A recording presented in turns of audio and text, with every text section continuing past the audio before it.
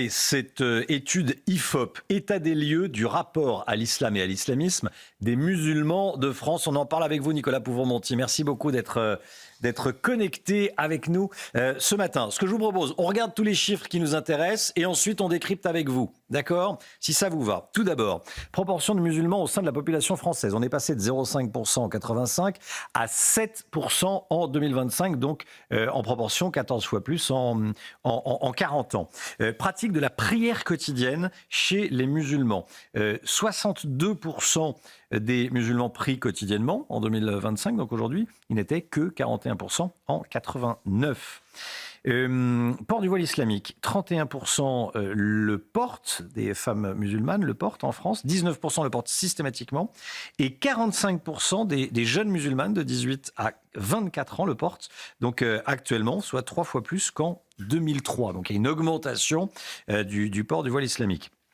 46% des musulmans estiment que la charia doit être appliquée dans les pays où ils vivent. Je vous entendrai sur ce point notamment. 38% des musulmans français déclarent approuver tout ou partie des positions des islamistes. 42% des musulmans de 15 à 24 ans adhèrent à l'islamisme, donc 4 points de plus que la moyenne. Et 80% des musulmans se déclarent religieux, contre 48% en moyenne dans les autres religions. Un musulman sur 4 est extrêmement religieux. Déjà, qu'est-ce que vous retenez de cette étude, Nicolas Pouvron-Monty ? Eh bien, écoutez, cette étude vient attester d'un constat qu'on pressentait par de précédentes études menées sur ce sujet, mais qui a rarement été exposé de manière aussi claire et complète. La dynamique de l'islam en France est à rebours de tout ce que pouvaient attendre les visions les plus optimistes, les plus rassuristes, diraient certains. On avait longtemps cette conviction que ce qu'on appelle le mouvement de sécularisation, c'est-à-dire le déclin des croyances, des pratiques religieuses, qui concerne globalement les sociétés occidentales et qui continue de concerner la société française. On voit que la part des personnes qui se déclarent sans religion a beaucoup augmenté en 10 ans. On pensait que ce mouvement s'appliquerait aussi à l'islam, aux musulmans, et on voit que ça n'est pas le cas, et que ça n'est pas le cas par deux aspects. Un aspect quantitatif, donc la dynamique du nombre de musulmans sur le territoire français. Je pense que l'estimation de 7% posée par l'IFOP est un petit peu prudente ou sous-estimée. Il y a de ça 5 ans maintenant, l'INSEE avait estimé qu'il y avait 10% de musulmans sur le territoire national. La dynamique étant effectivement vers la hausse de ce nombre de personnes affiliées à l'islam, je pense qu'on est aujourd'hui entre 10 et 12%. C'est une dynamique qui est essentiellement liée à l'immigration. 44% des immigrés en France se déclarent musulmans, 32% des descendants d'immigrés, contre 1% du reste de la population. Donc dynamique quantitative, mais aussi aspect de plus en plus rigoriste de la pratique, dont attestent les chiffres que vous venez d'évoquer. Oui. Actuellement, vous nous dites que les nouveaux immigrés viennent essentiellement de pays musulmans ?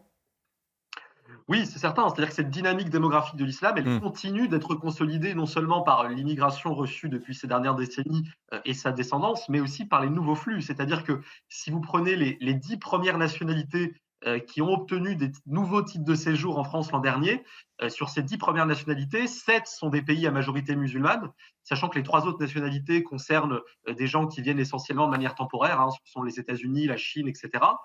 Si vous regardez les demandeurs d'asile, la moitié des demandeurs d'asile enregistrés en France l'an dernier viennent du monde musulman, souvent d'ailleurs de pays où la radicalité islamique est la norme. Dans les premiers pays, on trouve l'Afghanistan, le Bangladesh, le Soudan. Et donc effectivement, ces flux migratoires, ils viennent amplifier, accélérer cette dynamique d'expansion de l'islam. Que dire et que disent les chiffres, parce que vous êtes extrêmement précis, c'est toujours pour ça que c'est très intéressant de vous entendre, Nicolas Pouvron-Monty. Que disent les chiffres sur la fécondité des populations immigrées ? Effectivement, c'est un autre effet à retardement, si je puis dire, par lequel l'immigration joue sur la dynamique de l'islam en France. Il y a les flux eux-mêmes, on vient de l'évoquer. Il y a ce qu'on pourrait appeler la fécondité différenciée des femmes musulmanes. Donc la plupart d'entre elles, je viens de l'évoquer, sont d'origine immigrée. Il y a de ça quelques années, en 2017, le Pew Research Center, qui est vraiment l'institut de référence au niveau mondial en matière de démographie religieuse, avait estimé qu'en moyenne en Europe, les femmes musulmanes avaient un enfant de plus que les autres femmes qui vivaient sur le continent. Et on retrouve ça de manière claire dans les données de la fécondité en France. C'est-à-dire que sur les dernières données qu'on a qui concernent 2021, on voit que l'indice de fécondité des femmes nées au Maghreb et vivant en France, c'est-à-dire le nombre moyen d'enfants par femme, est supérieur de moitié à celui des femmes natives nées en France.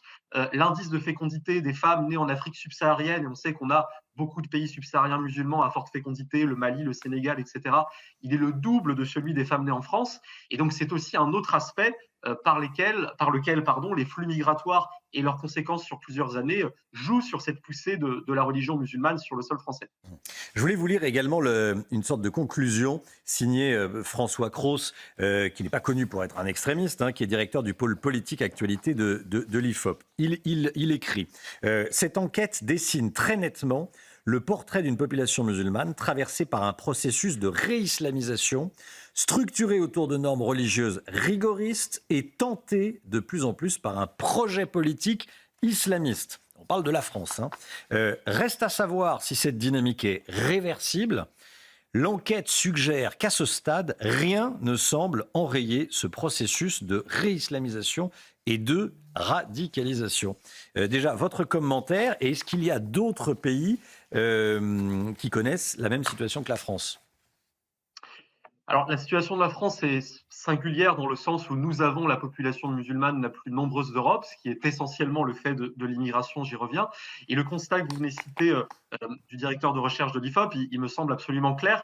Et il me semble d'autant plus clair quand on regarde les données spécifiques sur les jeunes musulmans dans cette enquête. C'est-à-dire que si on prend simplement 3 données, on voit que 45% des musulmanes âgées de 18 à 24 ans déclarent porter le voile, ce qui est 3 fois plus qu'en 2003. Donc 2003, c'est le moment, vous savez, où on a adopté la loi sur les signes religieux ostensibles à l'école, qui visait notamment à interdire le voile islamique et à libérer les jeunes générations de la pression à le porter au moins dans l'espace scolaire. Donc on voit que de ce point de vue-là, les lois laïques n'ont pas suffi, c'est le moins qu'on puisse dire, à endiguer cette poussée. On le voit aussi quand on demande aux jeunes musulmans s'ils souhaitent que l'islam se modernise.